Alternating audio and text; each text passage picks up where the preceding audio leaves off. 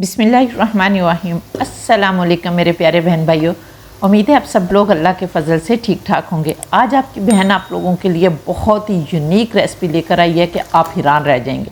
जब घर में कोई सब्ज़ी ना हो तो बेसन और प्याज की ये लजीज सब्ज़ी बनाएं, सबको बहुत पसंद आएगी और अगर मेहमानों को खिलाएंगे तो वो भी तारीफ़ किए बगैर नहीं रह सकेंगे। तो चलिए देख लेते हैं कि इसे कैसे बनाना है। बिस्मिल्लाहिर्रहमानिर्रहीम।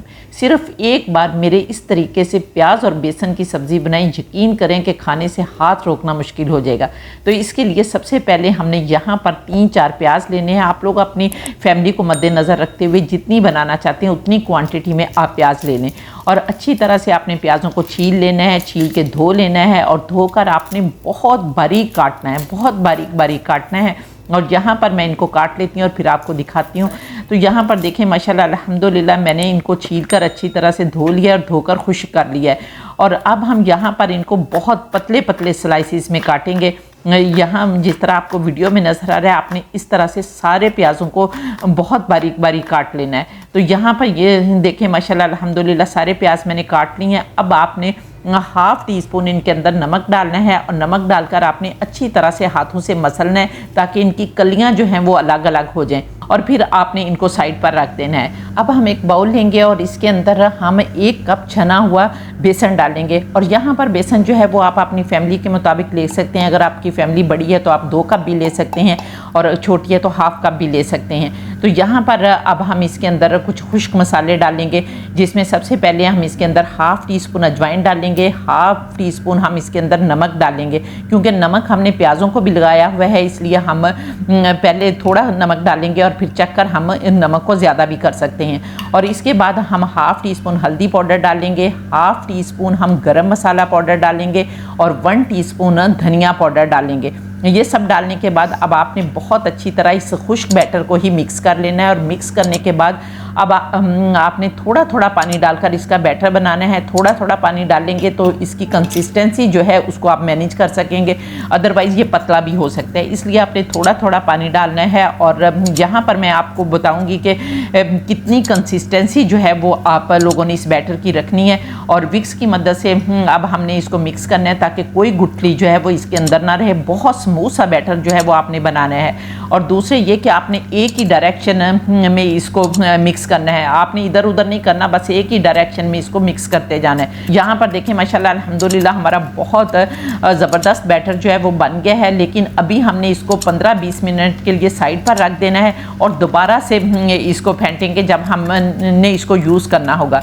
तो अब इस बैटर को भी आप साइड पर रख दें। अब आपने एक फ्राई पैन लेना है और उसके अंदर 1 खाने का चम्मच आपने बेसन डालना है और लो फ्लेम पर आपने इस बेसन को बहुत अच्छी तरह से भूनना है यहाँ तक कि इसके अंदर से खुशबू आना शुरू हो जाए, लेकिन आपने इसको जलाना नहीं है। और इस बेसन को भी भूनकर आपने साइड पर रख लेना है। ये कहाँ इस्तेमाल करना है और क्यों इस्तेमाल करना है ये मैं आप लोगों को आगे चलकर बताऊँगी।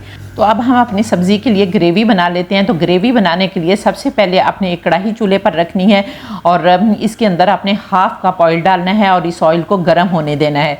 और जब हमारा ऑयल अच्छी तरह से गर्म हो जाएगा तो हमने इसमें कुछ खड़े गरम मसाले डालने हैं, जिसमें हमने 1/4 टीस्पून अजवाइन डालनी है जिसमें कलौंजी भी मिक्स है और फिर 1 टीस्पून हमने इसके अंदर साबुत सफ़ेद ज़ीरा डालना है, 1 तेज़पात का पत्ता डालेंगे, 1 दालचीनी का टुकड़ा डालेंगे, 1 मोटी काली इलायची गरम मसाले वाली वो डालेंगे और 3 लौंग डालेंगे और 8-9 हम इसमें काली मिर्चें डालेंगे।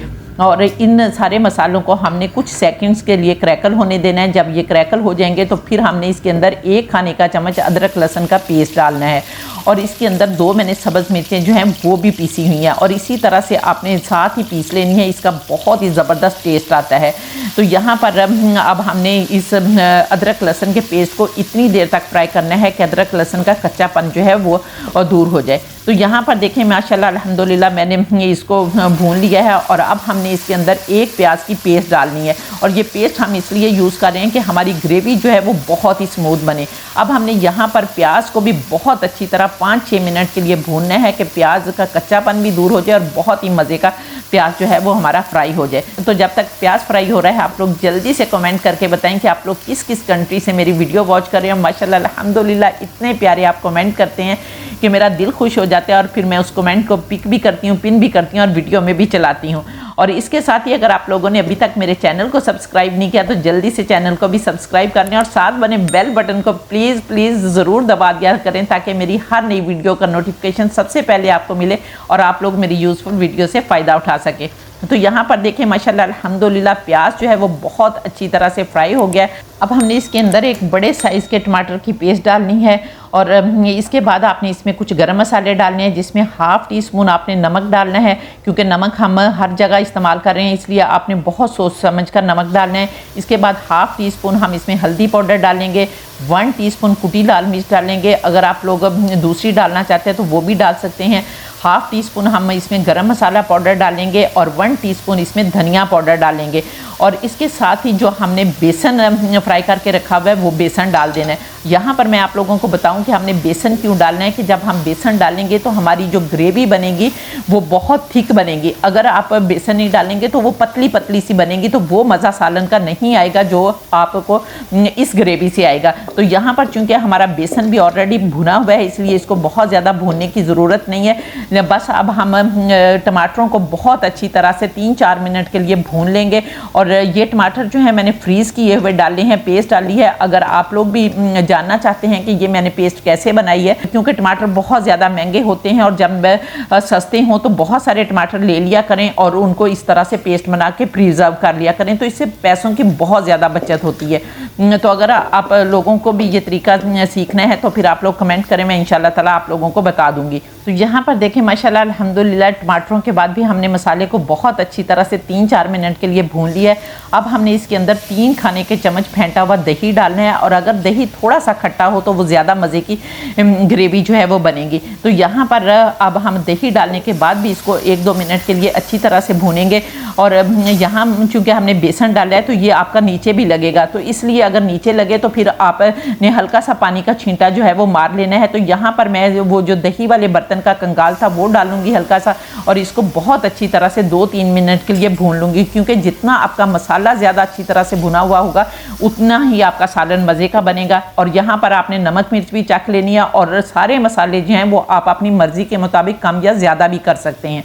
तो यहाँ पर देखें माशाल्लाह अल्हम्दुलिल्लाह हमारा बहुत अच्छी तरह से मसाला भुन गया। अब हमने इसके अंदर 5-6 कप पानी डालना है, क्योंकि 5-6 कप पानी क्यों डालना है ये मैं आप लोगों को आगे चलकर बताऊँ। 5-6 कप पानी डालने के बाद आपने इसको मिक्स करना है और मिक्स करने के बाद अब आपने ढक्कन लगाकर इसको पकाना है ताकि इसमें बहुत अच्छा सा बॉयल आ जाए। और ये बॉयल क्यों लाना है ये मैं आप लोगों को आगे चलकर बताती हूँ। और अब हम दूसरा काम कर लेते हैं। तो यहाँ पर देखें जो हमने बेसन घोल कर रखा हुआ है ना, अब आपने इसको बहुत फेंटा लगाना है, बहुत अच्छी तरह। जितना भी गुस्सा है ना आपका किसी भी चीज़ पे तो वो निकाल लें। तो यहाँ पर जितना ज़्यादा आप बेसन को फेंटेंगे उतना ज़्यादा ये लाइट होगा और जितना लाइट होगा उतनी ही आपकी सब्ज़ी जो है वो अच्छी बनेगी। अब हमने जो प्याज नमक लगा कर रखे हुए हैं उन्होंने बहुत ज़्यादा पानी छोड़ दिया। अब आपने निचोड़ कर प्याज जो है वो इस बेसन में डालने। तो अब आपने इसको अच्छी तरह से मिक्स कर लेना और मिक्स करने के बाद आप देख लेते हैं कि हमारे सालन में बॉयल आया है या नहीं। बिस्मिल्लाहिर्रहमानिर्रहीम। तो यहाँ पर देखें माशाल्लाह अल्हम्दुलिल्लाह बहुत अच्छी तरह से ग्रेवी जो है वो उबर रही है। अब आपने इसके अंदर ये वाला जो हमने बेसन का मसाला बनाया हुआ है ना, ये आपने इसके अंदर पकौड़ों की तरह जो है वो डाल देना है। तो यहाँ पर हम सारे डाल देंगे और आपने थोड़ा से फासले पर डालने हैं ताकि एक दूसरे के साथ ना जुड़ें। तो यहाँ पर जितने डलेंगे वो डाल देंगे और अगर ज़्यादा बैटर हुआ तो फिर आप बचा लें। तो यहाँ पर देखें माशाल्लाह अल्हम्दुलिल्लाह मैंने सारे डाल दिए हैं। और ये पानी मैंने क्यों आप लोगों को कहा था कि ज़्यादा डालना है, क्योंकि ये सोक करेंगे, ये बेसन जो है वो सोक करेगा और फिर ये फूलेंगे तो पानी जो है वो कम हो जाएगा, इसलिए आपकी ग्रेवी जो है वो बहुत ज़्यादा थिक बन जाएगी। तो यहाँ पर अब हमने ढक्कन लगाकर इसको कम से कम 10 से 12 मिनट के लिए पकाना है ताकि हमारा बेसन जो है वो कच्चा है तो वो अच्छी तरह से पक जाए। तो यहाँ पर देखें दूसरी तरफ मैंने चावल बॉयल करने के लिए रख दिए हैं, क्योंकि अगर आप इनको बॉयल चावलों के साथ खाएंगे तो तब भी बहुत मज़ा आएगा और अगर रोटी पराठे के साथ खाएंगे तो तब भी बहुत मज़ा आएगा। सालन को पकते हुए 15 मिनट हो गए हैं, क्योंकि मैंने इसको 15 मिनट का टाइम दिया है ताकि हमारा बेसन जो है वो अच्छी तरह से पक जाए।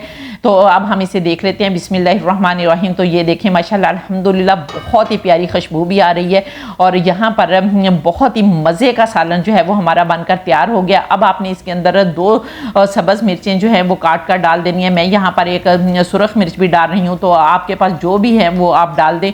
और इसके साथ ही अगर आप लोग चाहते हैं तो इसमें ½ टीस्पून गरम मसाला पाउडर भी डाल लें, लेकिन मैंने बहुत सारे मसाले डाले हैं इसलिए अब मैं कोई मसाला जो है वो इसके अंदर नहीं डालने वाली, बल्कि आपने एक खाने का चम्मच कसूरी मेथी लेनी है और इसको हाथ पर मसल कर इसके अंदर डाल देनी है। और फिर आपने सब्ज़ धनिया लेने हैं और वो भी काफ़ी सारा डाल दें। यहाँ पर देखें माशाल्लाह अल्हम्दुलिल्लाह हमारी बेसन प्याज की बहुत ही मज़े की रेसिपी जो है वो बनकर तैयार हो गई है। अब हम इसे डिश आउट कर देते हैं। बिस्मिल्लाहिर्रहमानिर्रहीम। तो ये देखें माशाल्लाह अल्हम्दुलिल्लाह बेख्तियार कहने को दिल कर रहा है फ़ाबिय्यी अला रब्बिकुम तुकज़्ज़िबान के मेरे परवरदिगार ने कितनी प्यारी प्यारी नेमतें दी हैं जिनको हम बनाते खाते और अल्लाह का शुक्र अदा करते हैं। और अगर आप लोगों को मेरी रेसिपी पसंद आई है तो फिर जल्दी से मेरे चैनल को सब्सक्राइब कर लें। और अगर आप लोग टिकटॉक पर देख रहे हैं तो फिर इस रेसिपी को आप रीपोस्ट भी कर दें ताकि दूसरे लोग भी इससे फ़ायदा उठा सकें। और इसके साथ ही मुझे इजाज़त दें। अल्लाह हाफिज़।